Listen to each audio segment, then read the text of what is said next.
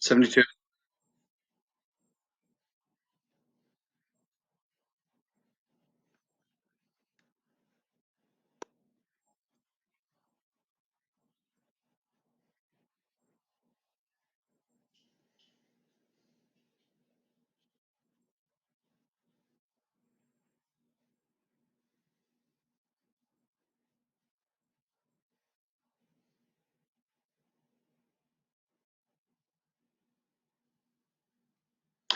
So King George III. Okay, we talked about his dad and his grandpa.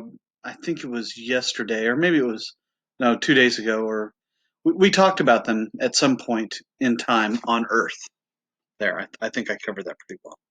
Okay, so George III, he was part of the Hanover family from Germany. They tried to show how powerful the monarchy was, so kind of a pushback towards divine right of kings, but at the same point, never had the power of like a James the First or a Charles the First before his head was cut off. All of his advisors were yes men, including the prime minister that he had. And I don't know if you've ever heard the saying, the madness of King George, but he had a mental illness. And there was a way to tell all the time when he was about to have a fit with madness or just become, insanely angry and irrational. And that was whenever the people that cleaned his chamber pots, his pee pee and poo poo collectors, uh, when they would see that he would have brown urine, then that told them that he was about to have a major break. And for those of you who've never enjoyed the privilege of having brown urine, that's actually when you have blood in your urine, it will turn brown unless your collections of blood are so high in your urine that you have a bright red urine. And I have actually had the privilege of doing this. One of the medications I take for my heart caused me to form, uh, it was 6 kidney stones, not last school year, but the school year before. And everyone talks about how bad kidney stones are. Kidney stones are awful. If you're walking down the hall, or if you're out on the street and some kids are like, "Hey man, come over here, let's do some kidney stones, man," and they say the word man a lot and try and get you to get kidney stones, stay away from those people. Okay, it is nowhere near as pleasant or pleasurable as they have promised you. The Gaspi Incident. So the British were always looking out for smugglers, and so at one point this patrol ship sees a ship that they assume are smugglers, and they start to chase them. Okay, and the smugglers are going through an area where they know that you need a really shallow berth to make it through, and this big British patrol ship, has a very deep berth. Okay, a berth is how deep the water needs to be for you to be able to float through. Okay, on a very boring note that kind of takes us off track in the middle of this, my uncle John is he has a boat that he takes into the bay in near Corpus Christi in Rockport, and his boat can float in 12 inches of water. Okay, well the Spanish ship couldn't, and it ran aground. So they knew they were going to be trapped there for at least a day or two until the tide came in high enough to be able to get the boat loose. Okay, so they started killing some livestock, for a nice big feast, cut down some trees, and they were smoking some amazing barbecue. Or actually, they're British, so probably some horrible tasting food because British people don't know how to cook and have horrible teeth. Okay, so anyway, uh, and I know you're thinking, "Wow, Mr. Dugdale, did you really say that?" I'm 3/8 English, okay? So I can be as offensive towards English people as possible. And every time I'm offensive to them, the 1/8 of me that's Irish is so happy. Anyway, so while they were having their little feast off of horribly tasting barbecue, some people burned the British ship down. There were no witnesses, so maybe it just caught on fire on its own in the middle of the water. Anyway,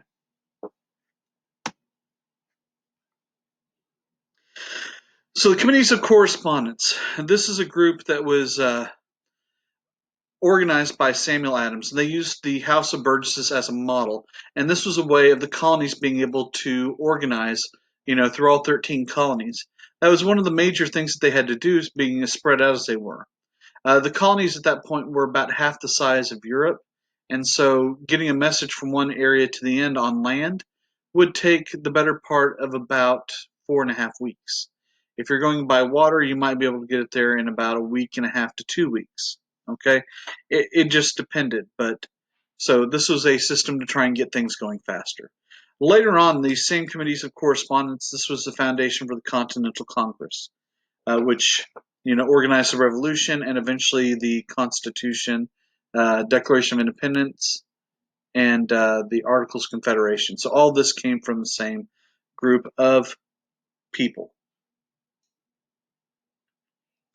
So the Tea Act. Now you've heard this little fairy tale before, okay? Yeah, they raised taxes and tea was so expensive. Now, the truth is many members of Parliament had invested in a company, well, in East India's tea company. Uh, they had all invested in the same company, okay? And what this did is it lowered the price on East India tea, but also lowered the taxes on this. And I know you're thinking, wait, the colonists got angry because they had to pay less for tea? Well, when they lowered the prices, they put a tax on it, and they said, if we pay this now, if we buy this now, then the British are going to think that, next time they put out a tax, they'll say you weren't complaining when it made the tea cheaper. So they get really angry. They dressed up as the Mohawk Indians, and they dumped 342 chests into the harbor. Now, it was a big loss of tea, but the 342 chests were very ornate and beautifully carved wood, kind of like an advertisement to try and get people's attention to come and buy the tea. They in themselves were probably worth 20 to 30 times what the tea inside was worth. Okay, so this is going to cause some problems. So then the British pass what the colonists would call the Intolerable Acts. Okay, so once again, you can see all the troublemakers are in Massachusetts. So number one on the list, they have the Boston Port Act. This closed Boston ports until damages were paid. Okay, so that's step number one, and that seems pretty fair since they destroyed millions of dollars worth of product in today's money. The Coercive Acts. This violated the right to a trial by a jury of one's peers and the right to not have troops quartered in one's home. So the colonies had practiced a trial by a jury of one's peers, but the British system is much different than the American system. The whole, innocent until proven guilty thing is an American policy, not a British one. The Quebec Act. This expands Quebec. So Quebec was originally a French colony, and now it gets more land. The people that were here in the colonies that had been trying to sell land up in Quebec now lost their avenue to do that, and it protected the rights of the French Canadian citizens. Okay, and it banned representative assemblies. The British realized what they did was a mistake here in the colonies, and they were trying to correct it in the French colonies. So these things together get everyone angry in Boston again, and they're organizing, getting ready to do something big. So the First Continental Congress. So the committees of correspondence get together, and they need to do more. John Adams, a Bostonian troublemaker, he is pushing for revolution. By the way, brilliant man. The whole idea of the Constitution is, most of the framework for the Constitution comes from John Adams. Phenomenal what he did in his lifetime. Okay, so they organized colonial and local boycotts. The association would stockpile weapons. This was a group under Sam Adams, John's cousin. Patrick Henry gave his famous "Give me liberty or give me death" speech. He stands up and he's shouting, "Give me liberty or give me death." And then, you hear a glass shattering. And then Patrick looks down at his chest and his shirt starts to turn red. He slides down to the ground and looks up at everyone kind of in surprise. And his last words were, "Thank you.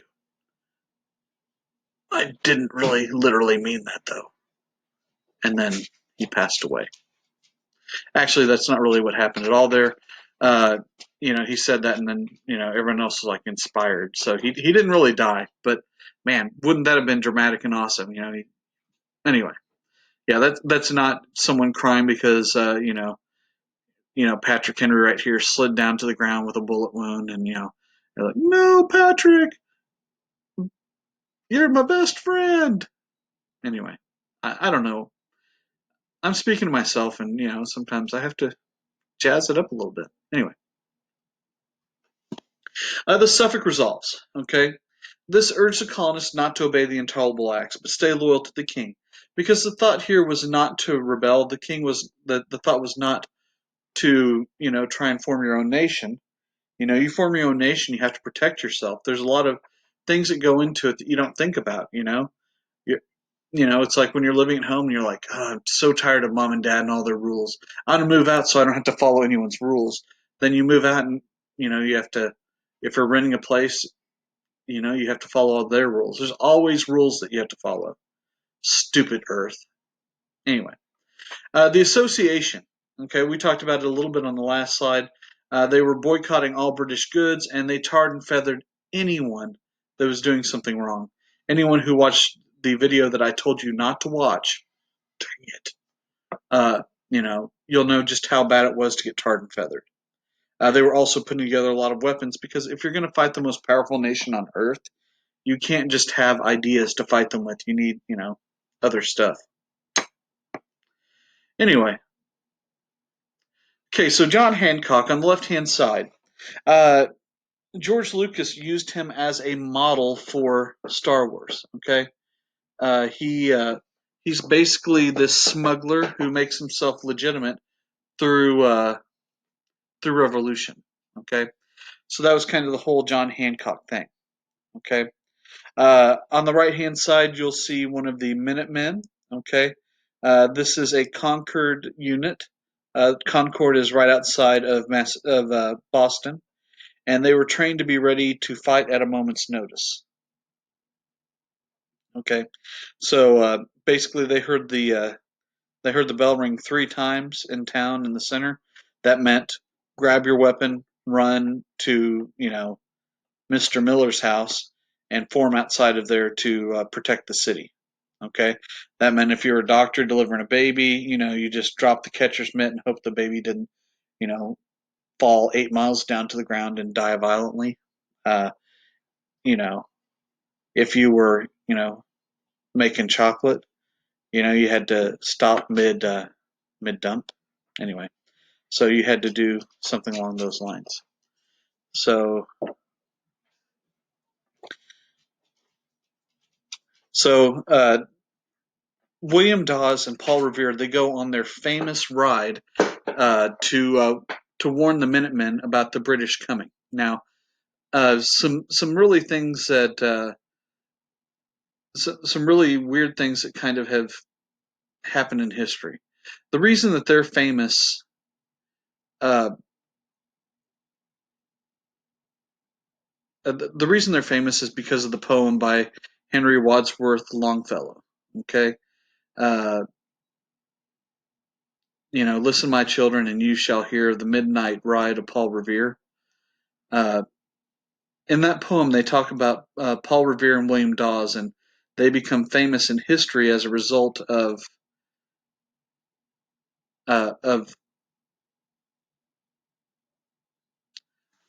as a result of the poem. So they become really famous. The truth is, there were more than just them riding. Okay, in addition to them, there was a man who rode twice as far. Well, as far as they did, who didn't get mentioned because his name really didn't rhyme with, you know, with "You Shall Hear" and Paul Revere. You know,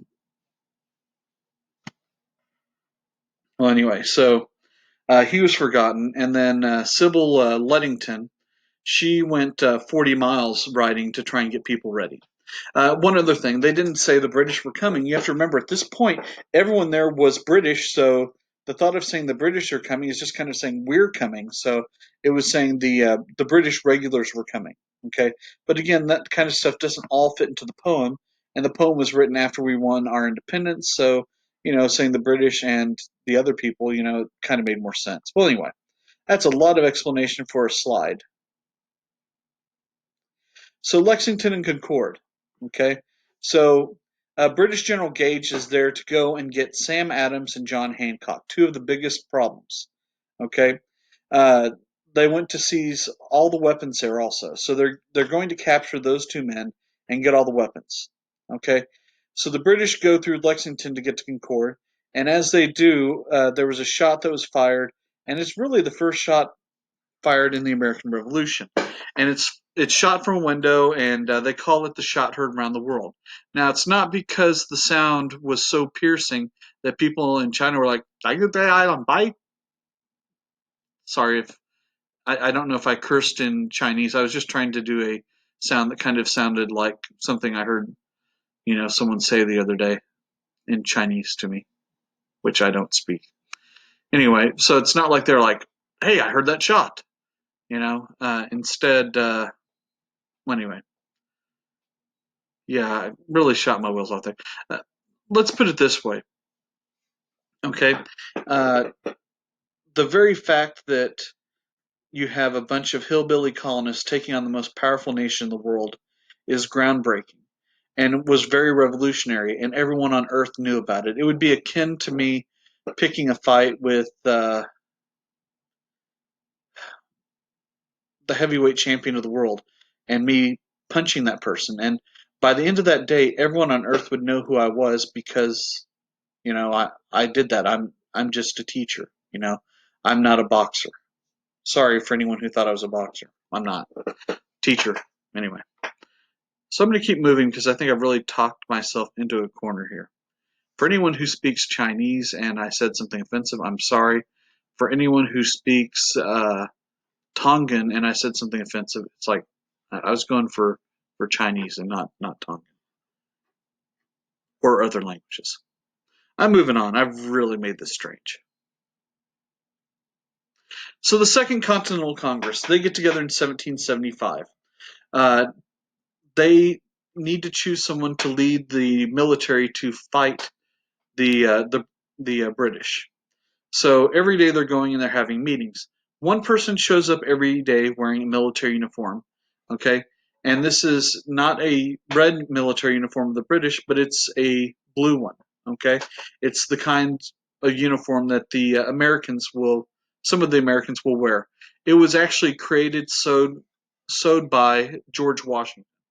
And this is a time period where you wouldn't say, well, I want this position. Instead, this was a time period where where you basically hope that someone nominated you, and then you're like, well, I don't really want that position, but since you guys ordered it, I will. Now they choose him for really two reasons, and if you read the diaries of most of the people that were in that meeting, most of them chose him because he was tall. Okay, and being tall meant that he looked like he could lead people. I mean, it didn't hurt that he was from the largest state. Okay, he was from the state of Virginia, but you know, I mean, ultimately, that's why they would record that they chose him. You couldn't choose someone from Boston because that's where the troublemakers are, and you needed to unite the rest of the colonies. So anyway, him doing this would do this, although no one here in the colonies had any experience at that level with that many people. So Fort Ticonderoga. Now, is this where they named the pencil? I'm not sure. Anyway, so Ethan Allen and the Green Mountain Boys, they surrounded this big fort, okay? And their idea was we will starve them out and eventually they'll surrender and we'll take the fort. It was taking too long. It wasn't until a man by the name of Benedict Arnold arrived and came up with a different game plan for the seizing the fort. Okay, so uh, they go through, they they get ready, they launch the attack. Everyone fights bravely. The battle's over, and Ethan Allen and the Green Mountain Boys get all of the credit, and Benedict Arnold does not. This will be a recurring theme that actually will push Benedict Arnold to get frustrated and eventually become the most famous traitor in U.S. history. Okay, they would need the gunpowder and artillery later to save Boston. Okay, Allen would also found the state of Vermont, which becomes the 14th state. And at one point, he almost turned against the colonies too because he wanted to become rich and famous on his own. And anyway, Ethan Allen, by the way, what a looker, right? Be glad you're not a single woman or man that was interested in other people at that time. There were people who looked worse. Ugly stick. The Battle of Bunker Hill. So this happens the day after George Washington is made commander in chief. He is nowhere near this whenever this happens. And so the Battle of Bunker Hill, the British are coming into town. Okay, so the colonial militia, they are supposed to go and hold off the British. Now, it's called the Battle of Bunker Hill, but it was actually fought at Breed's Hill. But I don't know, that name sticks. Okay, so at that point, thousands of British troops are advancing. They know they don't have enough ammunition. This is where the famous saying comes from: "Don't fire until you see the whites of their eyes." Because that's about 20 or 30 feet, so you're in really close proximity. So the British are marching and firing. British are marching and firing, and here they are. You know, here here they are trying to keep them back. And in the end, the British have over 1,000 casualties. The colonists have over 400. Okay, a casualty means dead or wounded. It does not mean dead though. You can be wounded and still be a casualty. Okay. Afterwards, General Howe says, "I don't know if I can afford to have many more victories like this." Okay, so they ultimately win the battle, but there's a really high cost. We finished yet another day. I hope everyone's happy. I hope everyone has a wonderful day. Stay safe and don't eat poison.